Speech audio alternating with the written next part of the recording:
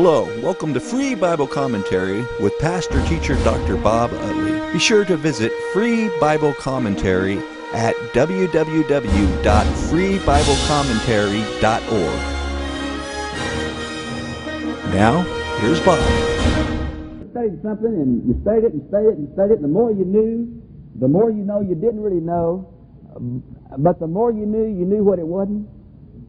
You know what I'm talking about? That's the way I feel about the 11th chapter of Daniel. I'm not sure what it is. I'm pretty sure what it's not. And the more I study it, the more I don't know what it is. So I come with that kind of an attitude to you. As you remember, the last two chapters, chapter 10 was an introduction to chapter 11, which really is the main prophecy involved in all the book of Daniel. Everything points to this, or if you want another way, this is the culmination of all the rest of the book. It begins in the image of chapter 2 with the head of gold and on down bronze and silver and iron and clay.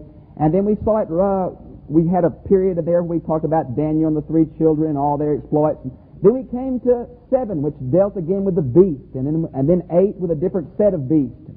And then we came to, right on down the line, as Daniel began to take this prophecy of what was going to happen on these kingdoms in the future and take one or two at a time and describe in detail. And all through the book, we have seen that Daniel has been focusing in on a particular period, and he focuses in on chapter 7 and then he backs off. And he focuses again in chapter 8 and he backs off and he gets the wider expanse. Well, in chapter 11, he's focused in as clearly and as minutely and as detailed as anywhere in the Word of God. The prophecy here is almost a blow-by-blow account between the kingdoms of the Ptolemies and the kingdom of the Seleucids, or Egypt and Syria. Now, as you remember last time we talked about this, we got so involved in Ptolemy the second and Seleucid the 1392nd and a million people. Well, there's no other way to handle the first part of this chapter 11. Now, the second part of chapter 11 is going to deal with an even more limited period of time, but it's the period of time that Daniel has been focusing in on. It's the person that we have mentioned several times, and I want to know if you know who it is. Starts with an A. Antiochus the fourth Epiphanes. Okay. Now, he is the one that Daniel comes back to and back to. Now, the reason he comes back to and back to him is because he is the one that gave the people of God the most trouble. And of course, Daniel is concerned with the country of Israel. He doesn't mention the wars in Babylon. He doesn't mention the wars in Greece. He doesn't mention the wars over in Spain. He focused on that little area of land called the Promised Land. And the whole book of Daniel is kind of what's happening in history for this little land. Now, one thing it says to me, above and beyond all else, is that God knows what's going to happen. I believe in predictive prophecy.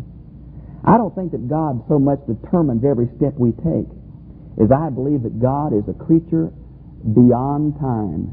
And by being beyond time, He is not controlled by the past, the present, and the future as we are, and it's very hard for us to understand that.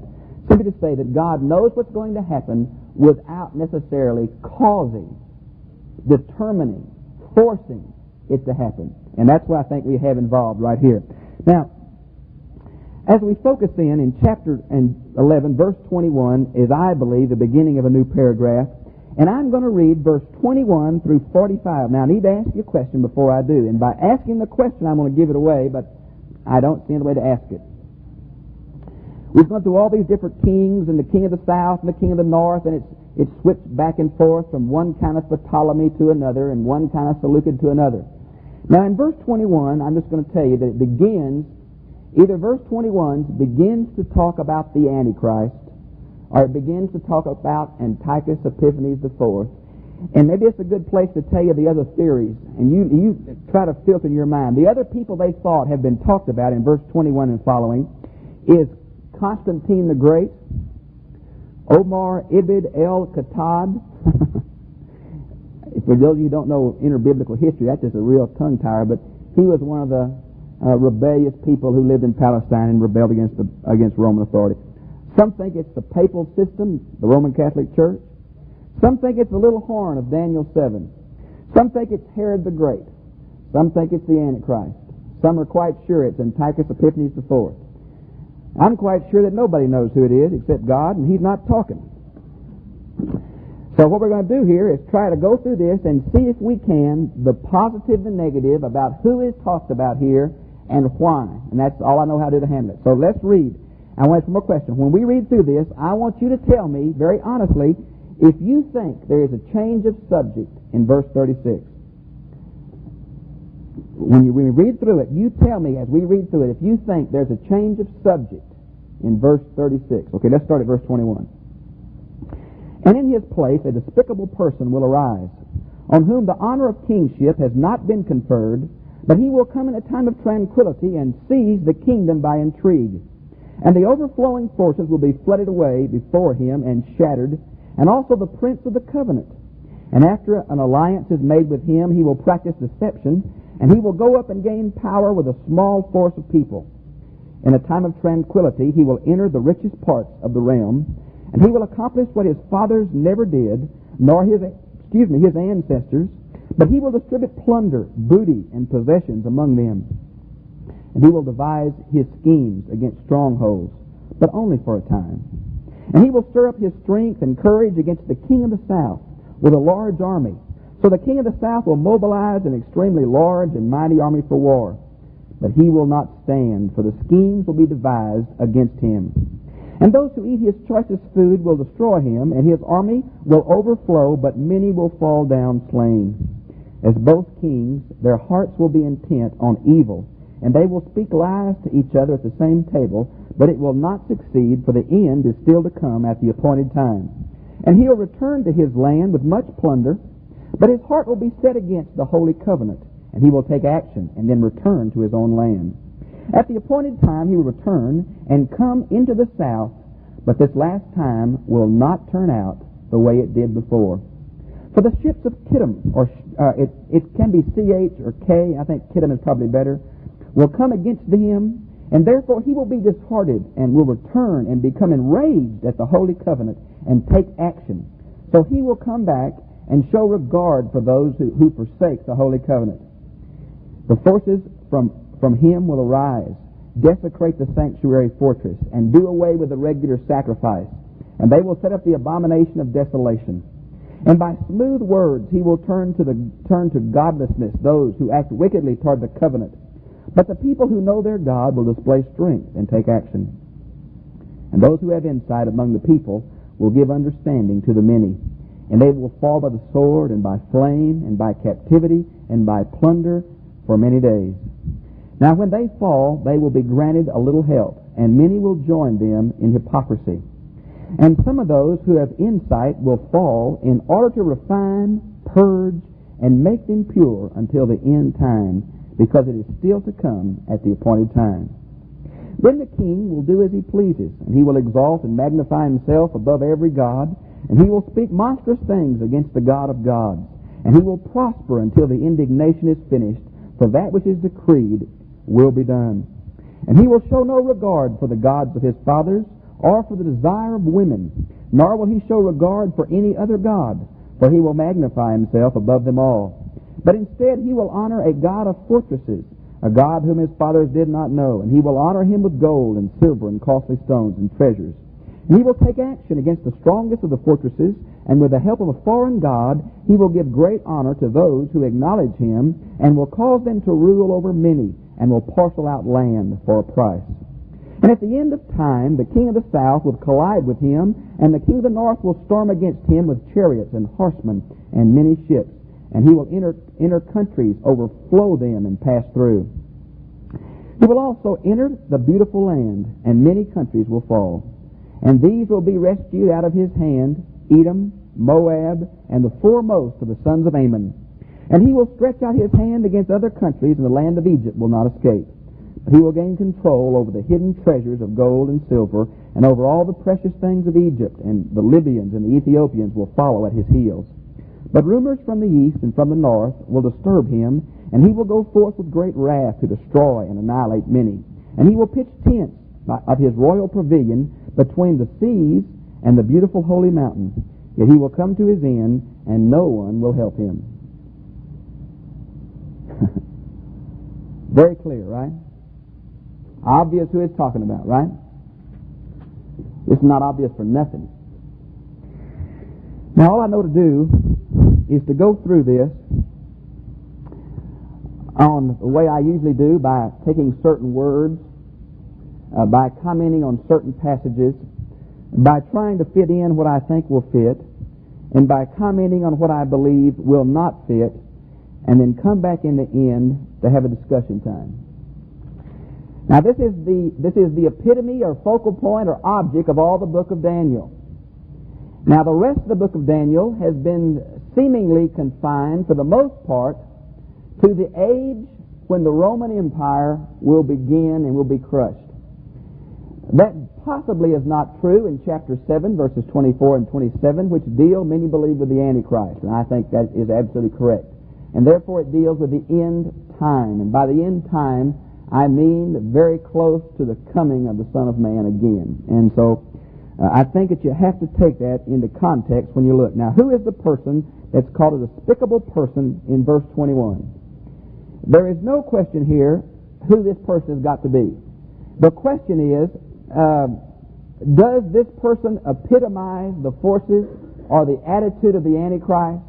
Does this person go from verse 31 through verse 45, or is there a change of subject at verse 36?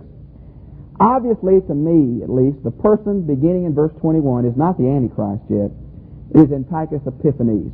It fits perfectly into secular history up until verse 36. Now, if you see, it says that the honor of kingship has not been confirmed on him. He was not the rightful heir to the throne when Seleucid IV died. The rightful heir was his son, Seleucid IV's son, called Demetrius Soter. And he was just a boy. If you know anything about history this time, Antiochus Epiphanes IV was in Rome because the Seleucids got beaten so bad with the Romans that they took some of the people that were very prominent back to Rome as hostages. And just before Seleucid IV died, he asked Rome to trade his son Demetrius for Antiochus IV because he wanted Antiochus IV back home. The Romans let Antiochus IV go. He went to Athens, and on his way back to the kingdom of Syria, his brother, who was the king, died. Now, the heir apparent was in Rome captive. So Antiochus IV came back and played like he was going to be the guardian of the young son. But then the young son was killed by a man named Andronius. And therefore, it looked like a plot, but Antiochus IV killed the man who killed the rightful heir and looked like he was the great hero. Anyway, he got the throne, but he was not the rightful heir, and that's apparently what it refers to here. When it says he did it at a time of tranquility and seized the kingdom by intrigue, it's exactly what happened. There was no war. It was done by undercover kind of policies. Now, you see in verse 22 where it says, "And overflowing forces will be flooded away before him and shattered, and also the prince of the covenant." Now what we've got in verse 22 down through about 25 is the war that continued between Egypt and Syria, the Ptolemies and the Seleucids. And there are several campaigns in the life of Antiochus IV. Now, first of all, he went down there to Egypt, and he just almost took over the whole country, but he couldn't take Alexandria because it was too well fortified. So he came back, but he had all kinds of money and possessions with him. And when he came back through Israel, because that's the natural way to go through, he killed the prince of the covenant. Now, who that is, we don't know exactly. Many think that it's a man named Oniris III. And it may very well be, we just don't know. But we think it was probably the high priest at this time. Now, you see where it says in verse 23, "And he will go up and gain power with a small force of people." And on down there in verse 27, it says, "And they speak lies to one another." This is the political intrigue between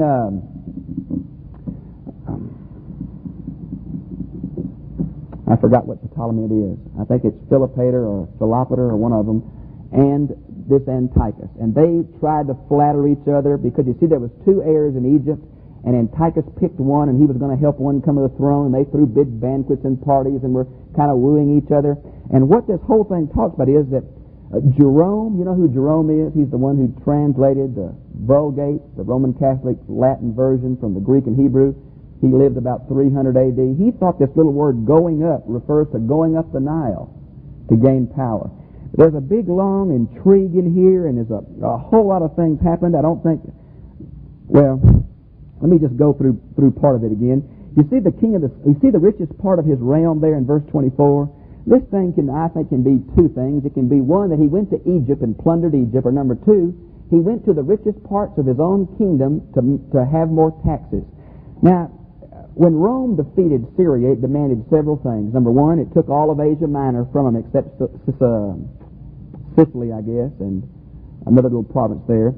It charged them a huge amount of taxation, and it had them give these 20 prisoners as hostages. Well, because of this huge taxation, and the Seleucid kings began to rob the temples in their provinces and take the money out of the temples. Really, I don't think Antiochus hated Jews so much as Antiochus had to have that money in the temple in Jerusalem to pay the Romans. And so this idea about the richest part of his realm, I don't think personally refers to Egypt. I think it refers to the increased taxation that Antiochus IV had to put on his own people because of this Roman problem. Now, you see that in verse 25 where it says, "And he will stir up his strength and courage against the king of the south." Now, the king of the south here has got to be Egypt. Can be nobody else. And notice these two large armies come together. And you see in verse 26 it says, "Those who eat his choicest food will destroy him." Now we're talking about those who sat at the king's table. And we're not talking about Antiochus, we're talking about the Egyptian rulers. There was two brothers that were vying for the throne. And one brother, some people in his own organization, betrayed him, and the other guy became king. So it was a very political kind of thing. And this idea, those who ate the choicest food, means his closest friends and counselors betrayed one of these kings of Egypt. Now, they came together in verse 27, Antiochus and this guy who was left, and they just played like they were really being friends, and boy, things were going great, and all the time they were planning on taking each other's kingdom. It was just a really just a Watergate deal all over. Now, you see there in verse 28 when it says, "And then he will return to his land with much plunder, but his heart will be set against the holy covenant." Now this means on his way back through, he's going to be upset about something. I think probably he's upset about the money, and he stops off, and of course when it says the holy covenant, who's that referring to? Who? Who's the holy covenant? The Jews. Can't be anybody else, right? The holy covenant's got to be the Jewish people. So he stops off at the temple there, and you know, really gives them a hard time. And now notice in verse 29. "At the appointed time he will return and come into the south. But the last time will not turn out the way it did the first, for the ships of Kittim." Now, in the Old Testament, Kittim is mentioned several times. It always refers to the people of the west or the people of the island of Cyprus. And here, I think, it refers to the Romans. Now, the Septuagint, which is the Greek translation of the Old Testament, has the word Romans here instead of the word Kittim.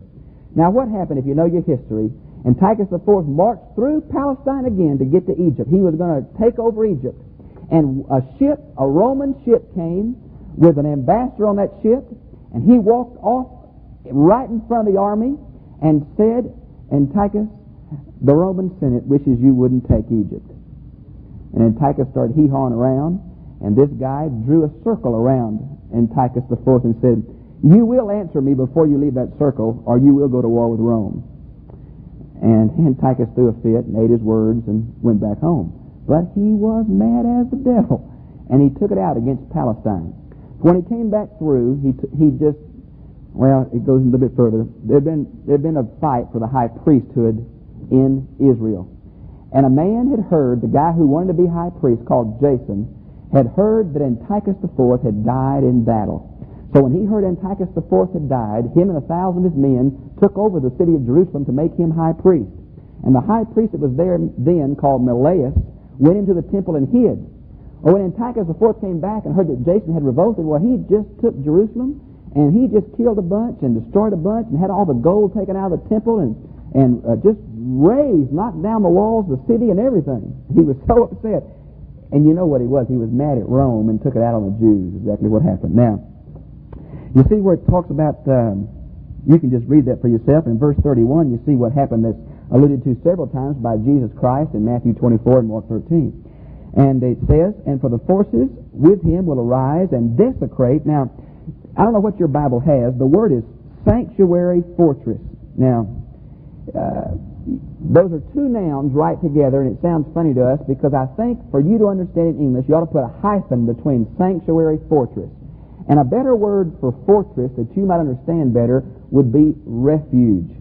That's what it's talking about. It's a name for the temple. And it's talking about the sanctuary and the spiritual refuge or fortress. It's not talking about a physical fortress. So the temple was built kind of like a fort, but it means the sanctuary refuge of the people of God. Well, they went there and they did away. Remember back over there in verse 8 and 9, we talked about a thing called the continuum or the continual, and we interpreted that as the regular morning and evening sacrifices and all.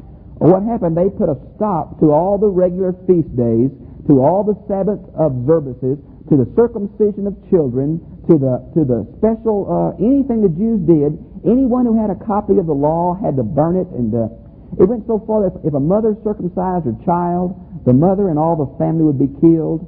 And they put up pagan altars all over the country, and they went into the temple area, knocked over the brazen altar, and put a altar to Zeus Olympus, which is the family god of Antiochus and the Seleucids, right in the temple. And that just blew the Jews' mind. Well, you can imagine. Here's God's temple, and here's a statue to Zeus, right where the brazen altar should be. And so that's what I think is called the abomination of desolation in verse 31. A little bit later on, Antiochus had on this very altar in Jerusalem, he had a pig sacrificed there. Now, of all the places that you just don't want to have a pig sacrifice is in the Jewish temple in Jerusalem, and you sure don't want to have it sacrificed to Zeus Olympus. So you can imagine why the Jews revolted. They just couldn't stand that. It was just the epitome of a sacrilege to them. Now, in verse 32, you get the character of this guy. He was a smooth talker, a tricker. He sent a man down there to talk to the people at Jerusalem, and he said, well, we want to talk to you, and we've got to have to increase the attacks a little bit. So he got inside the city with his men, and on the Sabbath day, when no loyal Jew would fight or run or anything, they just wiped the city out.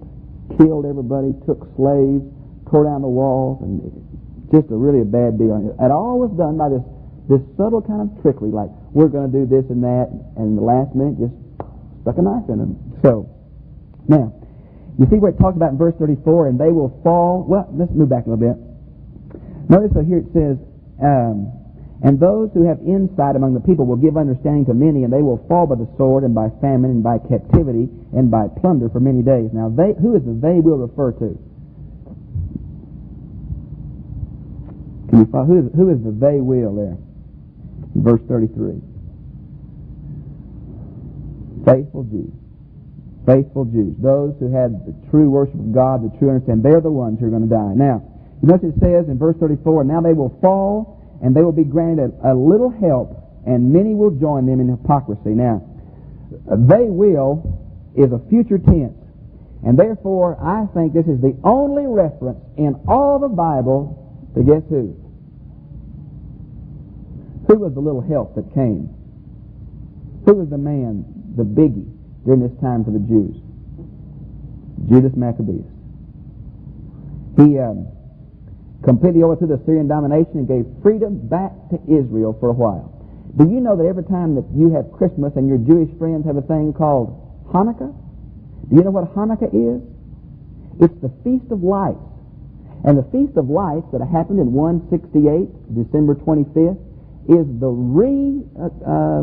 opening or the cleansing of the temple in Jerusalem by the forces, those revolutionary forces under Maccabeus, that reinstituted the sacrificial system again. So that's what every time you have a Christmas, they're observing the temple being reopened and the sacrifices being started again under the Maccabeans. And it's a beautiful thing to them. Now, you see, in verse 30, see what it says, and many will join them in hypocrisy. As you know, many of the Jews were apostates and went after this Hellenistic culture, but when they saw the Maccabeans winning, they said, well, we were really always on your side anyway. Yes, sir, we don't like those old Greeks either. We want to join you. And so many kind of people who didn't have the same sense of loyalty and nationality that the Maccabees had joined the cause. It got so bad that there was a gymnasium built in Jerusalem. And as you know, women couldn't go. It was only for the men. And the men practiced in the nude. And they ran their races and did their weightlifting and all in the nude. And so the Jews were embarrassed because they were circumcised.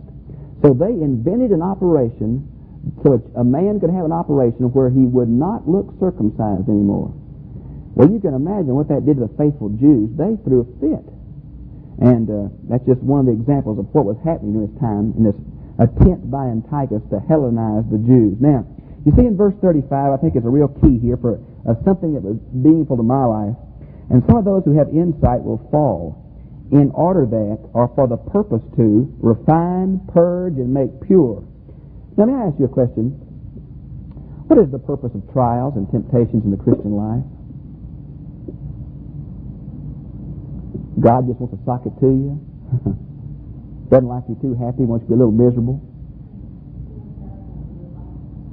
I think we could almost say to refine, to purge, and to make pure, couldn't we? Trials have a purpose, and God apparently allowed this to happen to His people here, that they might, their faith might be strengthened, that the dross of their lives might be burnt out. It might become more and more like what God wanted them to be. And so I think in your life sometimes the things we go through may be something that God is using to make us more in the image of His Son. Now, in verse 36, when I read through this, did you pick up a change of subject? Now tell me the truth. Don't tell me what you think I want to hear. Tell me the truth. Did you pick up a change of subject? I don't think you did you? If you did, you're a lot sharper person than everybody I know about. Now, why do we want to make a change of subject in verse 36? A little grammatical point. Some say it says the king.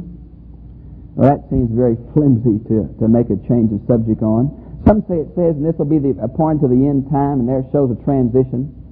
The reason that I have to make a change of subject in my interpretation of the 11th chapter of Daniel is because 36 on does not fit the life of Antiochus Epiphanes IV.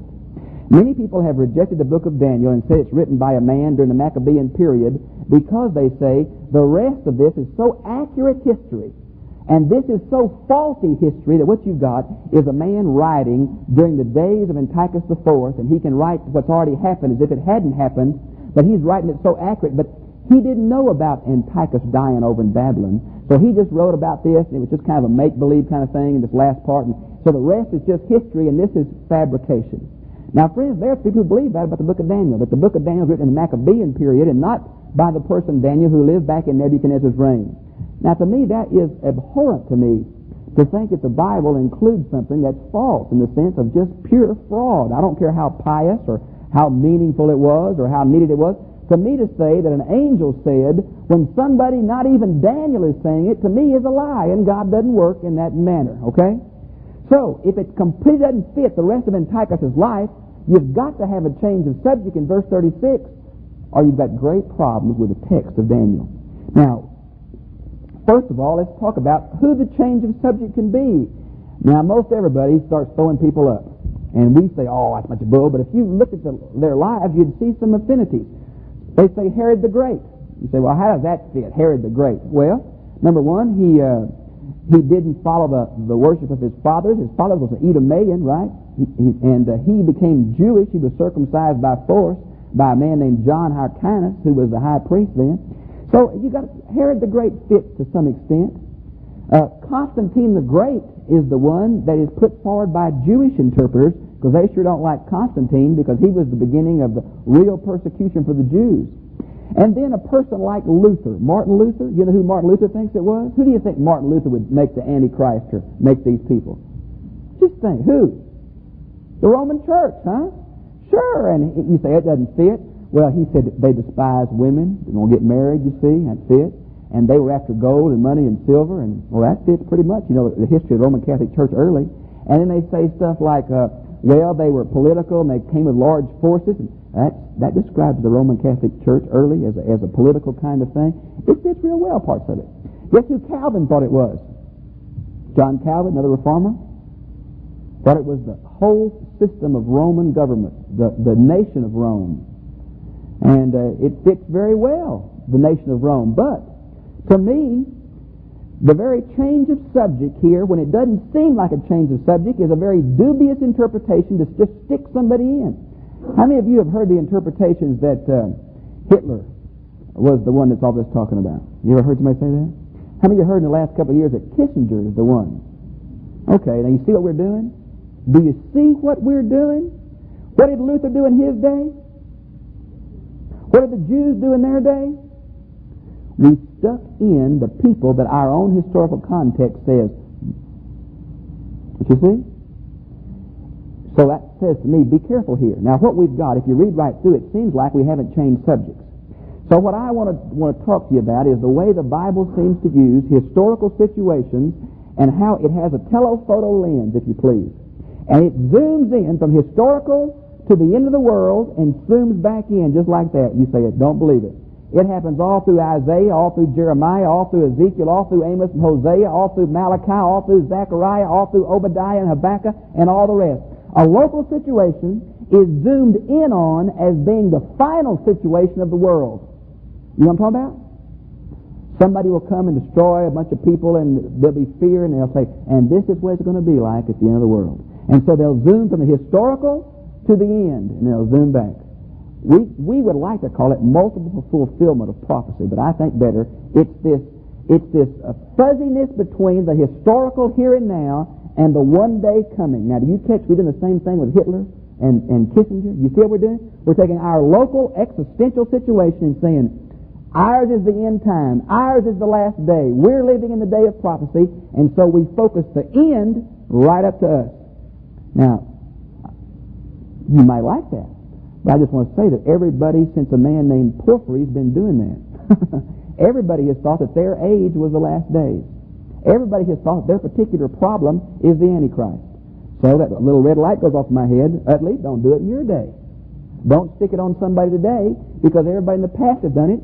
And what we got to watch is that it's every crisis we go through is in some way like the great last crisis is going to come at the end of the day. So what we have here is someone who if I had a choice, I'd make them the Antichrist. Now, my problem with that is that it seems like, if you just read it, we're talking about something that happened in whose day? In Tychus's, right? The context seems to say it's somebody that happens right during the time of Antiochus IV, right at the beginning of the power of Rome, right at the coming of the Savior. The whole context about the land of Egypt, land of Moab, and the beautiful land, the chariots and horsemen, seem to say it happened back then. Now, if it is a prophecy of the end time, then what we have is the end symbolized in terms of the present. Now, do you think the Antichrist is going to come with horses and chariots and trimarines? Probably not. He's going to come with the armaments of his day, right? Now, why do they have to use ships and horsemen and chariots? Because that's all they understood. So what we have here, I believe, is a figurative language trying to describe what's going to happen in the last days. But it's very specific. It doesn't fit anything we know. Okay, now let's look. And I just want to show you where some of these problems fall in. Now, the king, I think, can be identified with the Antichrist. Some say it's got to be Antiochus. Now, let me show you why it can't be Antiochus. You say, well, he magnified himself above God, and he spoke monstrous things, and he did all these things in the temple. Okay? Now, this is where 2 Thessalonians 2:4 gets the description of the man of lawlessness. Okay? And you know 2 Thessalonians 2:4 is a description of the last days and the Antichrist that will come at the end of the time and be problems and all kinds of things happening. This is where he gets it from. But that's not unusual, for Paul and Jesus and all the rest of them got all their language from the Old Testament, didn't they? About the coming in the clouds of heaven and all that. So it's not unusual. They got it right here. So you say, well, that proves it's got to be the Antichrist. No, I don't think it does. I think it lends support to it. Now, you see in verse 37 where it says, and he will show no regard for the gods of his father. Does that fit in Antiochus Epiphanes IV? It does not. This is the most embarrassing phrase for all those people who want to say all this was fulfilled in Antiochus' day. Well, the problem is Antiochus followed the tradition of his fathers. They worshipped a man or a god called Zeus Olympus. And that's exactly the person that Antiochus worshipped. So it doesn't fit there. Then it says, he'll have no desire for women. Now, what does that mean? Well, we don't know what it means exactly. All we can do is make conjecture about it. It's the plural. It's not one woman, it's the plural. Has no desire for women. So it may be that what it's saying is he has no natural kind of human desires. He doesn't have a desire to love his mother or his sister, and he has no desire for a wife or children. It may say, number one, he has no regard for tradition. The gods of his fathers could care less about that. He has no regard for human, personal interrelationships, like the closest is the family. He has no regard to that. And then finally it says he has no regard for any other gods, which means he has no regard for tradition, no regard for human relationships, and no regard for religion. This guy's a pretty independent cuss, isn't he? Now, notice when it says, and look at verse 37 and look at verse 38. If you don't see an inconsistency there, you're not looking. It says he regards no God. He doesn't recognize the God of his fathers. He doesn't even look to any other God. Bang! Verse 38. Look what it says. But instead he will honor the God of fortresses. Now, I don't know what translation you got, but it got into here real quick to translate this by the name, the Greek name, Hebrew name here, and it's a name that I think you spell it M-I-Z-Z-A-I-N. Something real close to that. M-A-U. Okay. That's an English-sized deal, but it's real close. So Jerome was the first to do it. Theodotion did it. They just put this name in here as if this was a God's proper name. And many thought because it's the God of war, that it's got to be the God of Mars. And you know why Luther put this name in here like you have it in your translation? Because the Latin name for mass is very close to this Hebrew name for fortresses. And Luther thought this is a reference to the Mass, and therefore he put it right in the text.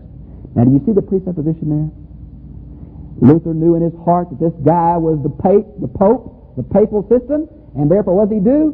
Sees the word looks like Mass, and just says, obviously this is referring to the Mass. Well, there's no way in the world this refers to the Mass. None. And the Hebrew word here that you have transliterated into English there means the fortresses. And so I think instead of having the God with such a proper name, because it says he knew no other God. He didn't regard any God. He didn't care about religion. He just cared about himself. So it doesn't fit that he worshipped a God, does it?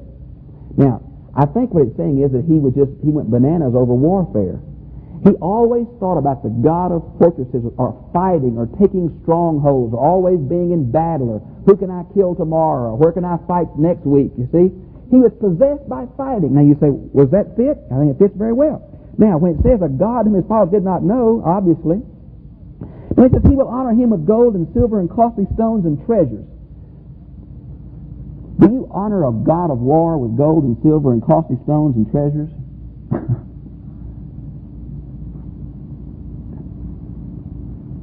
So what does that mean? Well, here's the big problem in interpreting a chapter like this.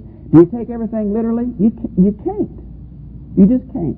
You can't take ships and chariots and that literally if it's going to be the Antichrist. And you can't take gold and silver and all that if you don't have an idol. You just got an ambition, a war ambition. So you say, well, I'm going to take it literally. Well, you can't. You can't. It's either got to be symbolic or it's talking about somebody in Antiochus the fourth day. If it's the Antichrist, it can't be taken literally. It's got to be symbolic of another age, way off. Now, you see where it talks about down here, look at verse 39.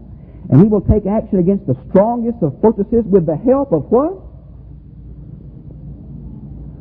But this guy didn't know God. Well, he didn't worship gods. It's got to be this idea of war and not a definite God because it will not fit. If you just read 37, it won't fit if you interpret 38 and 39 as a specific God, like the English translation that has that proper name there. And just look for yourself. I think it's obvious.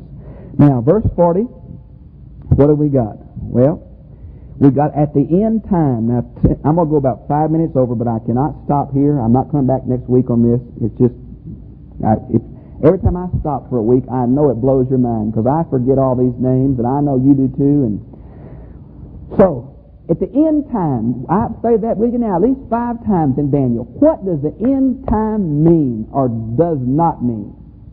How do you know what it means? Oh, please answer. Where do you look to see what the specific phrase, the end time, means? You look in the New Testament. What do you do to know what the end time means? It could be, Don. That's one interpretation. And I think personally that is my interpretation, but where did you get that? That's what I'm asking you. New Testament. Okay, so that's what I'm talking about.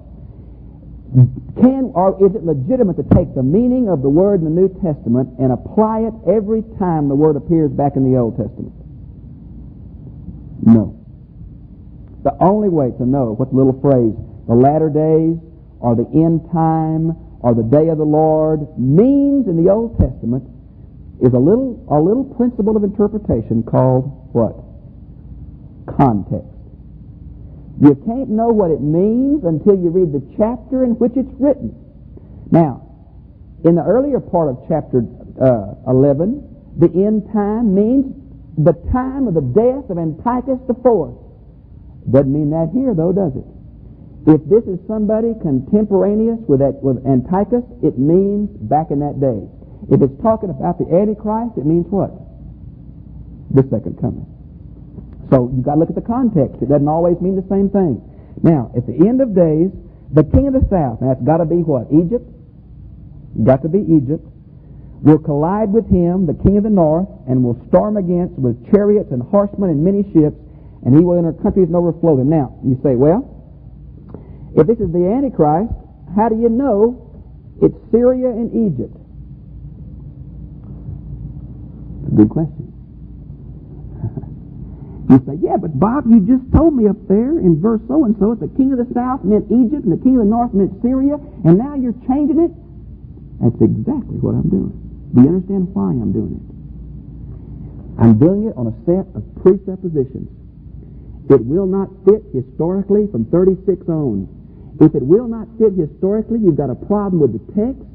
We don't understand what it means at all, or you've got to change subjects. If you change subjects, that means the king of the south does not automatically refer to Egypt, and the king of the north does not automatically refer to Syria. So it's talking about a wider range of people. Now, I think one of the real problems in interpreting prophecy is that everybody wants to be so dadgum literalistic. If it says Egypt here, it's got to always mean Egypt, and therefore what we've got in the last days is a fight between Egypt and Syria. And a good way to know that can't last is the word Moab. You see it in verse 41? It says Edom and Moab and the sons of Ammon. There's only one problem with Moab. It hasn't existed for hundreds of years, and it has never existed since. You say, well, Moab has got to be reconstituted a country before the Lord can come back. Right? Baloney. These are symbolic ways of talking about world forces. I don't know if Egypt's going to be involved in the last fight. I don't know what the king of the north means. I believe it's going to be a terrible kind of confrontation. I don't know where it's going to be. I don't know when it's going to be. But I guarantee you one thing, I don't think Moab is going to be there. You see what I'm saying? If you say it's got to be literally, absolutely fulfilled, I don't think you can get it done. If that's true, then the last battle of history is going to be done with chariots and spears and bows and arrows. You believe that? The bows and spears and chariots have got to be symbolic for the fighting equipment of that day, right? Whatever it may be. Be it tanks, be it tactical nuclear weapons. It was the fighting equipment that day. And if this is referring to the end time, you can't say, but I want it literally, unless you got bows and arrows and chariots in the last battle. Now, some folks go to all kind of lengths to tell you how all the ball bearings in the world are going to fall together and fall apart, and the tanks won't run, the planes won't fly, and the guns won't shoot. Going to get spears and arrows and run on the horses and kill each other. So be it. Now, you see where it says the beautiful land in verse 41? That's got to be Israel. You see where it says, notice down there the land of Egypt and the Libyans and the Ethiopians. Does that mean that Egypt and Libya and Ethiopia are going to be in the last battle? Well, I think again it's talking about forces that are going to just come together here, and not so much those particular kind of forces. Now, you see the word annihilate in verse 44? Do you have annihilate in your translation, the last word almost? Annihilate many. What word do you have there? Destroy. This is a very unusual Hebrew word. It's a Hebrew word that means devoted to destruction.